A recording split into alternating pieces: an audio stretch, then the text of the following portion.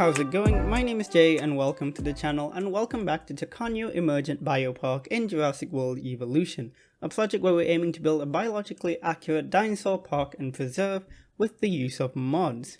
In today's episode, we're going to be adding in a couple of Carnotaurus to the park. There's been a new Carnotaurus mod on the Nexus, which has been really excellent. It's by Zach, or UNSC 200. It's beautiful. It's like probably the most accurate Carnotaurus you can get on the Nexus at the moment. It is genuinely so beautiful. I think it looks fantastic. Carnotaurus has always been a dinosaur I've been particularly fascinated with.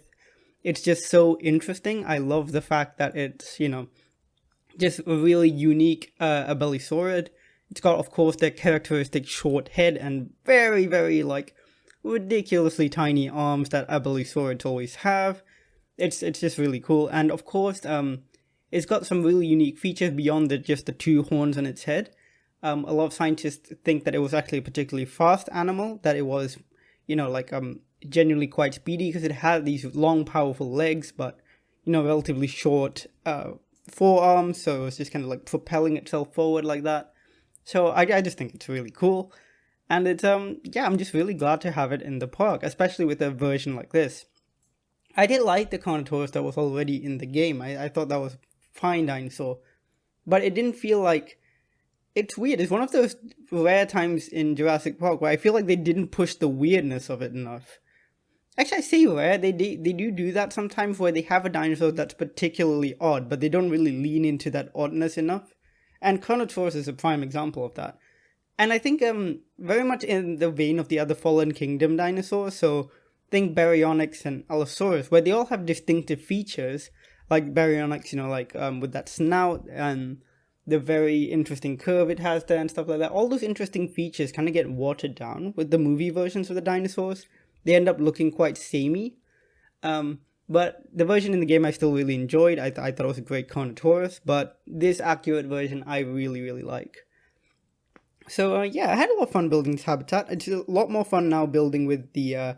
that new mod that allows you to just clip everything together, just makes for a much easier time. Just really enjoy that. But yeah, let's talk a little bit about the future of the Biopark series and where it's been recently, and what I'm thinking about in the future. So I do apologize. I know I haven't uploaded a Biopark episode in a few weeks. Just been really busy, like I mentioned in the Planet Zoo video. But I do still enjoy building in it, and I'm going to try and finish it off within the next few weeks.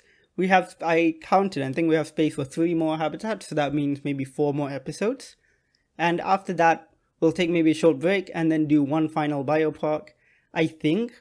Really depends, because I'm so excited for Jurassic World Evolution 2, but of course we don't know when that's coming out. I'm thinking probably December. I imagine they'll want it to drop with the holiday season, and that just makes sense. So I imagine it'll be then, which will give us plenty of time to do one more biopark, and I think that'll be a good idea, because I just want to go through this game one more time and really, enjoy what it has to offer before we get into a brand new experience with Jurassic World Evolution 2. I'm also planning to make a few videos about Jurassic World Evolution 2, just talking about, what I'm looking forward to the most, what I think they're going to do better than the first time, what I really am hoping for, that sort of thing. And maybe even species I'm most excited to see, that kind of thing. So hope you guys are up for that. I'll probably upload stuff like that in the coming months or so before release. And we can kind of just get hyped together, I guess, for that game. Because I really like a lot of the elements that I'm so far seeing in the Jurassic World Evolution 2 trailers. The dinosaurs feel a lot more realistic. Not necessarily more accurate, but more realistic. And in the sense that they feel more like real animals, and I love that. The behaviors look incredible. The Coelophysis especially, I think, looks so great. It actually looks pretty accurate, I think. It might have had feathering in real life, but it was a very early dinosaur, so maybe not. But who knows? And I think it looks great in the game regardless. The new Amargasaurus looks beautiful and chunky, and I love it. And I'm excited for the marine reptiles. I'm excited for the aviary system, which means we'll probably get more flyers. Imagine getting a Quetzalcoatlus. That would be incredible. Stuff like that. So I'm very excited for Jurassic World Evolution 2. But it doesn't mean this series is going anywhere. I'm very excited to keep working on it. And honestly, like that first Jurassic World Evolution, this game, it's still going to be one of my favorite games of all time. I've really enjoyed it, and I'll be happy to keep playing it until the release of Evolution 2.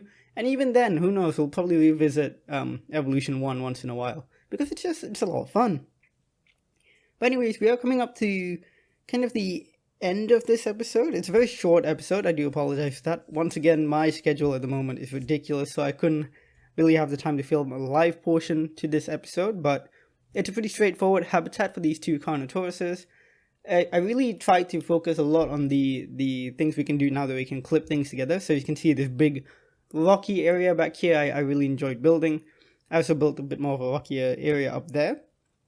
And then in the middle, of course, we're just going through and adding in decorations as what I think just kind of fits the area. A lot of rocks, some logs and things like that. I end up using some of those more Triassic looking plants. That looks really good. And these reeds as well look really good now that you can clip things together.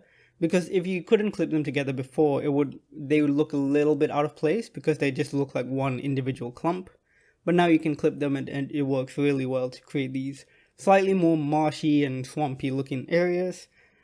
In hindsight, I probably should have given them a bit more open area, just to kind of lean into the fact that they were probably very fast dinosaurs and probably would have run around a lot. But I think the habitat looks fine, adding in some ferns here and there and some more plants. The foliage options here are great. The ones in Evolution 2 look really excellent as well, so I'm looking forward to seeing what we can do with foliage and rocks and environmental work in that game as well.